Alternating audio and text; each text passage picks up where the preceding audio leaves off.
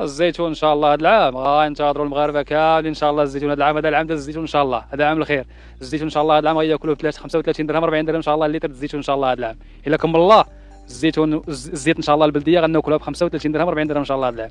لحقاش الزيتون البوري راه كان يبس في السنه اللي فاتت والسنه اللي قبل منها راه كان الزيتون يبس، اما دابا حاليا الحمد لله الزيتون كله خضار وكله نيار، دابا راه كله كينور كله، والحمد لله راه يكون موسم جيد ان شاء الله.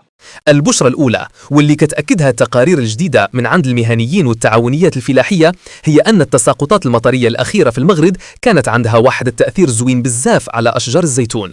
هادشي كيعني أن المنتوج ديال هاد العام ليكون أحسن جودة من سنين الجفاف اللي فاتوا.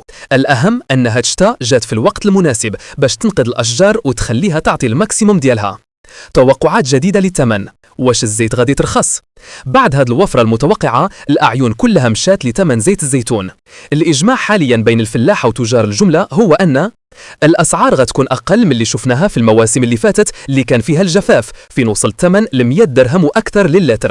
بالنسبه للزيتون هذا العام الحمد لله مقارنه مع العام اللي فات بواحد النسبه ديال 50% اللي تزادت، هو اللي جعل الثمن منخفض على مقارنه مع العام اللي فات تقريبا الضعف. اللي كان العام اللي فات كان ب 15 درهم 16 درهم، هذا العام كيتراوح بين 7 درهم و 8 درهم.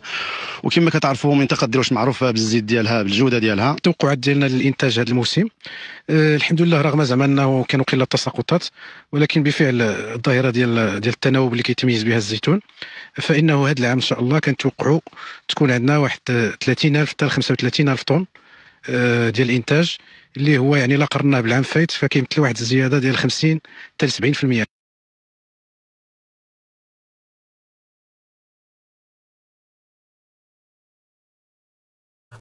كاين تفاؤل أن الثمن ديال لتر زيت الزيتون يقدر يدور في واحد المعدل ديال 60 حتى 75 درهم مغربي للتر، خصوصا مع توالي عملية العصر والدخول لوقت الذروة.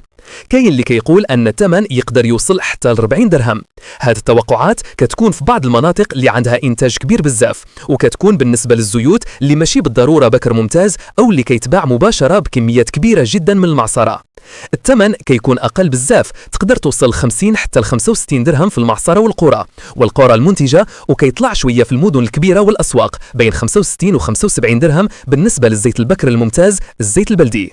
نصيحة للمستهلك: من الأحسن بنادم يتسنى حتى تبدا الغلة كتنزل بكثرة في السوق من دابا لشهر ديسمبر باش يستافد من انخفاض الثمن اللي كيتوقعوه المهنيين.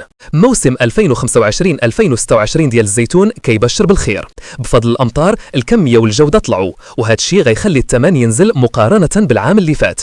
هذا الشيء مزيان للفلاح اللي غيبيع، ومزيان للمواطن اللي غيقدر يشري الزيت بثمن معقول، مع وجود توقعات متفائلة بزاف بأن الثمن يقدر يوصل ل 40 درهم في بعض الحالات الخاصة. ما تنساش الاشتراك في القناة باش توصل بكل جديد.